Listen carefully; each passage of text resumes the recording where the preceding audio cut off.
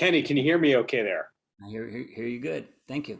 Kenny, thank you for your time. But the first question I have before we plug this awesome book, not the final artwork, does anyone call you Ken or are you Kenny to everybody? No, some call me Ken, but mostly Kenny. You have to kind of graduate and know you well to become the Ken level. uh, um, I don't know, maybe so, but everybody's more comfortable with Kenny. Well, there you go. And so this new book is how we connected. The creative process of a book, as somebody who's right now writing their third book and it's painful, it's very different than writing a song because you write a song, sometimes it takes you 5 minutes, sometimes it's weeks, it's done, on to the next thing. The Right. book is months and months and months potentially. When did you start it? 2021, somewhere near the beginning. It was a year of interviews, dredging up memories, calling friends, interviewing friends, which we have interviews of. We can probably um, extend that out, for book readers to actually see the interviews.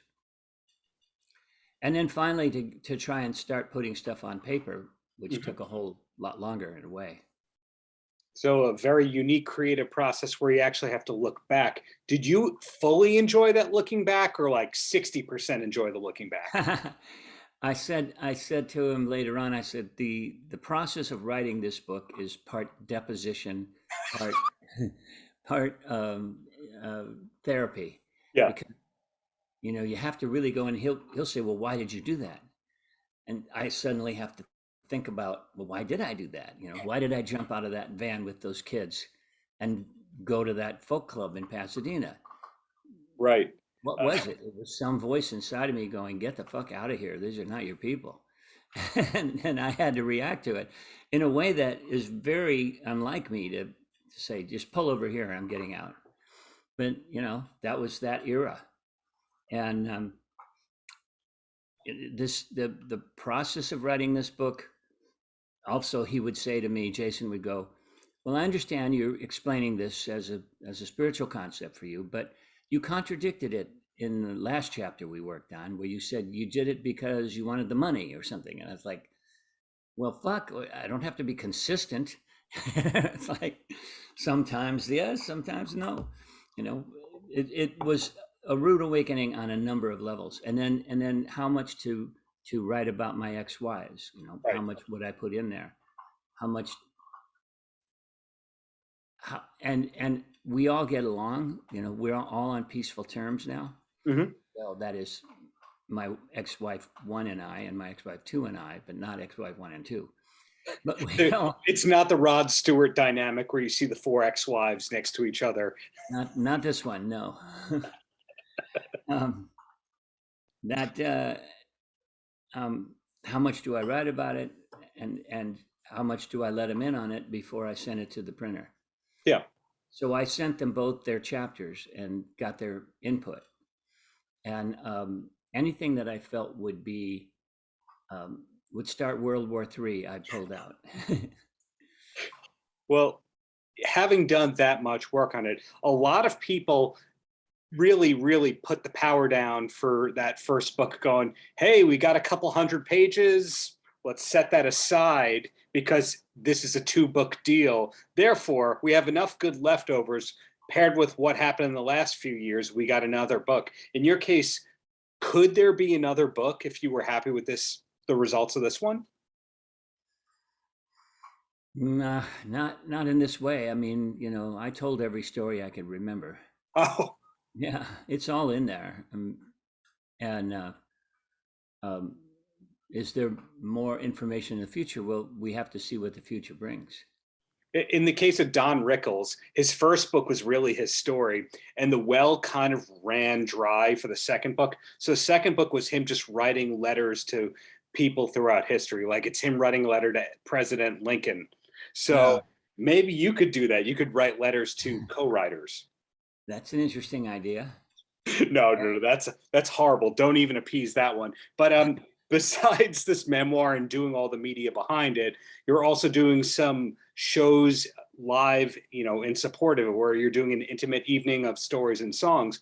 And Right. that's fantastic because you're one of these artists who we know all the songs. We know, hey, that's Kenny Loggins, but we never really knew much about you, the person. You always maintain that mystique. Was that always by design, the mystique? No, I think it was just a bad publicist. Uh, no, that, um, yeah, I guess I didn't go very public with my story. I didn't understand the value of it. Um, and so as I started telling stories in concert, Hmm. I found that my audience enjoyed the stories as much as the music. Hmm. And I think that was really what opened me up to the idea of writing a book. That makes sense to me. And the book talks about the creative process, the co-writes, your troubles. We really do get a look into who you are. But one of my favorite things about you is you're maybe the most accidental publishing success story there is. My assumption is when they said, hey, do you want to write this song for this movie? You thought, okay, some upfront cash, that'll be good visibility, but you weren't thinking publishing. I'm curious when in your career you started to understand publishing and back catalog and how that could sustain you. Oh, it's been about 5, 6 years or more. It was when I had no money coming in. Certainly, 2020, I lived off the publishing. Hmm. For me, the book was about my legacy and getting one good chance to tell my story. And in particular, the money that you make is not paying for your time to do this kind of a job. No, once you do the press, it's like $1 an hour that you It's put into horrible. this whole thing. It's horrible. Yeah, But but it is, when I say my legacy, I'm talking about family.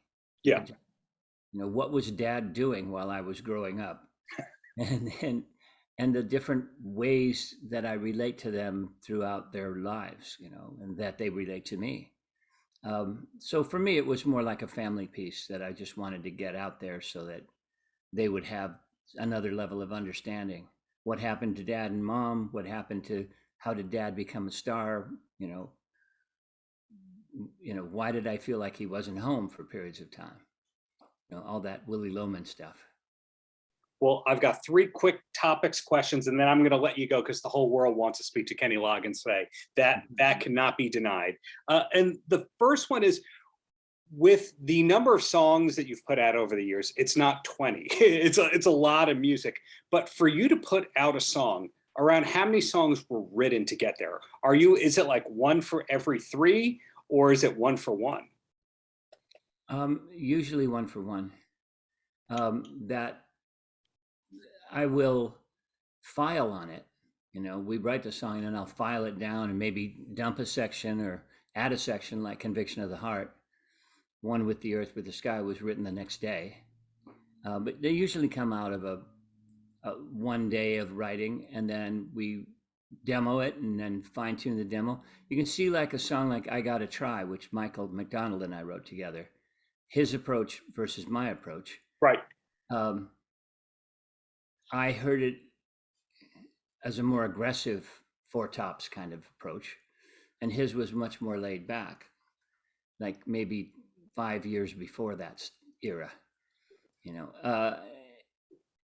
So had I had the time, because I was making a record that had to come out, but had I had the time to study a little more of what he was doing, I probably would have sat mine back a little and borrowed from where he'd taken his. Because we both said, well, our deal is we write together, and then whoever gets there first gets the first shot at it. Mm-hmm.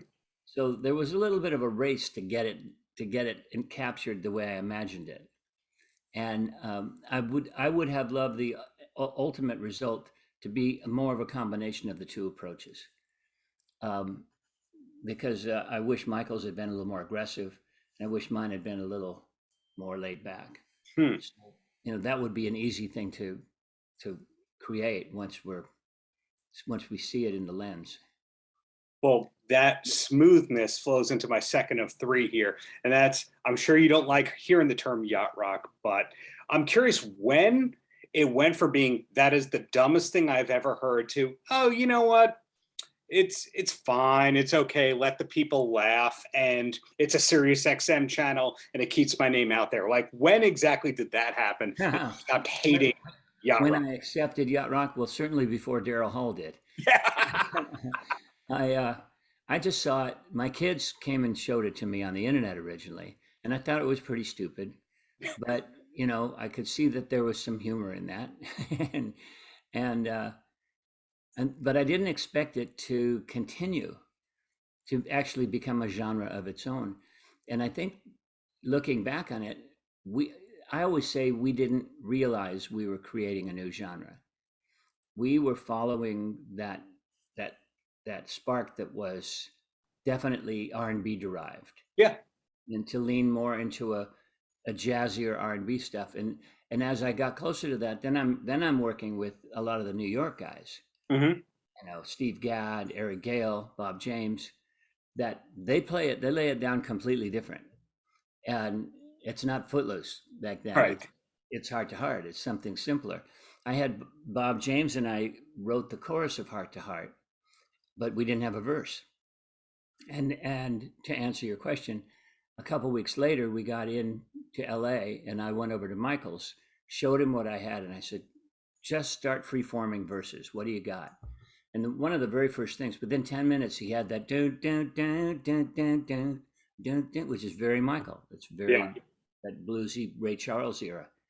And so there you've got a song that took a few weeks to write because we had to meld those two styles. Michael and I co-wrote a song years later called It's About Time. And I really wanted Tommy Johnson to write the verses with me because Michael and Tommy never put their styles together.